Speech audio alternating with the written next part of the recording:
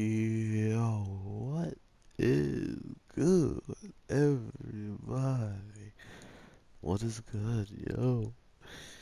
So, Black Clover, uh, they kind of pulled a fast one in this episode, which I'm actually not mad about because after pulling the fast one, they definitely threw in something I was not expecting, uh, and that being the interest of the queen wanting Asta now, and that being the first man ever probably to, maybe besides Yami or something, maybe when she saw his ability as well, to use darkness or something like that, maybe that wasn't something that interested her or, like gave Vanessa hope, like she was, very, very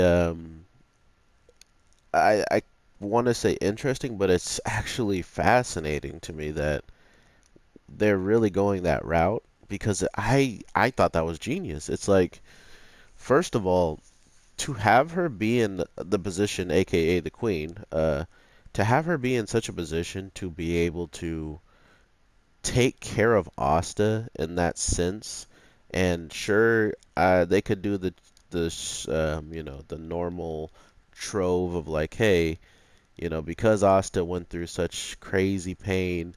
I mean, Asta's went through having his arms, down, like in out of action almost as long as like Deku. And that's someone who's using a power also that's not his own. Um, but with it being a curse, it's still unknown how it was placed on him. So I really can't say that it's not his power if he truly he might not even know it's actually his power, or like it's actually a curse embedded into him. And like I was saying in my last preview, witches seemingly are the ones who delve in curses. So wouldn't that mean if he was born with a curse, um, does that not mean that uh, his parent was probably a witch or something? Or, can curses be placed on people after they're born? Or was this a curse that was, once it was placed, it actually come to find out, oh my God, this thing can't be removed. It's always going to be there.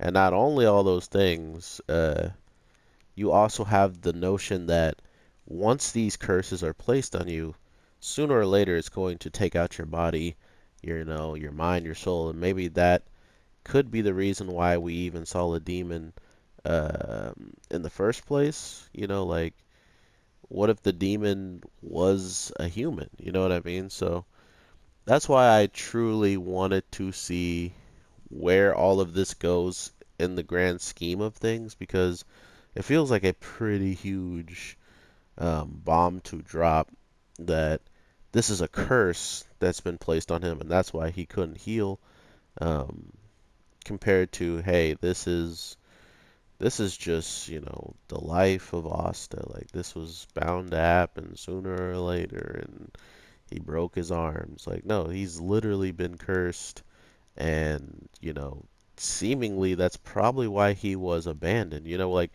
you always want to know why a parent or somebody would go through the means of getting rid of a child.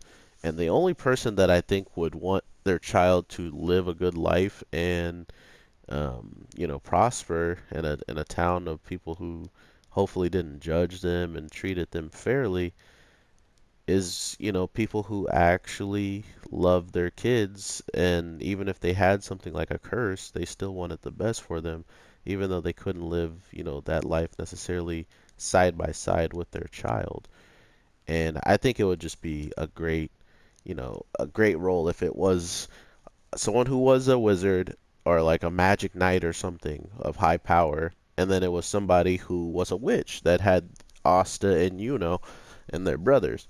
That's just the backstory that I see after seeing how easily or maybe like he's the son of the witch queen or something, like only her, like only certain people even know she had an affair or something. Like I just want to know what the heck they're going to do with Asta and his whole entire backstory when it comes down to who is he attached to, when it comes down to actually knowing if it's good or bad that he was abandoned as a kid. Was it for his own good, or was it for the good of someone else to do it, and maybe hope that Asta was taken out by some other type of thing. Really interested to just figure out all that they haven't really told us about. Knowing that, you know, this queen really had it out for humans and really had it out just in general for people who are not humans, but men in general who, would AKA take advantage of them or probably done them wrong and stuff like that. I want to know what could make her completely forget all about that. I understand the anti-magic sword was the one thing that kind of popped up, but it wasn't the anti-magic sword as much it was the sword that we actually found inside of that dungeon. So it isn't even the first sword that, I mean, sure, she could be interested in that. I mean, I'm not ruling it out that she's not interested in both of the swords, but when she saw a certain sword being the one that, he literally got the same time Yuno got his spirit, that kind of coincides in my opinion of it could easily be something, to help them, change the odds a little bit. Which is funny too because if you really look at it, why would two things that could help Asta and Yuno both be in the same spot? Like why is it that he found a spirit that was a wind spirit that complements Yuno to such a degree, and then Asta finds an anti-magic demon slaying or like demonic energy having sword at this dungeon as well as the same time as these two? It seems rather, suspicious that that fell in line so perfectly for them, including if there's no one behind the scenes hoping that they did that. And then not only that, they also put in front of them some type of, you know, obstacle that could easily help them grow with those weapons that they had just earned.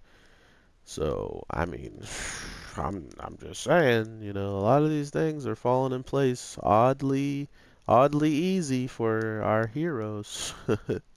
And usually that has a bigger meaning behind it sometimes. Sometimes it doesn't, sometimes it does. And that's kind of what I can't wait to see.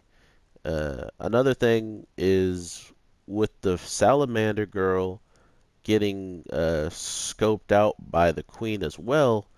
She gives us a lot of info when it comes down to what she's seeing, and what she sees is that the salamander hasn't even reached its true form yet.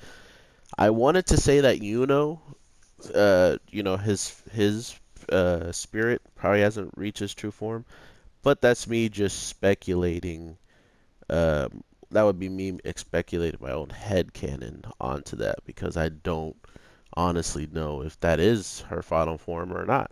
So I don't want to put that out there right now until maybe, a battle comes and they get pushed to their limits and they have to use more magic together than they have before type of deal, and boom bam, we got ourselves the real transformation. But with that, everybody, I'm going to end it there. My last video was really long and you guys are still checking it out, so thank you so much. I'm going to make this one shorter. And I truly hope that you guys enjoy your day, night, morning, whatever the case is, and I will talk to you in the next one.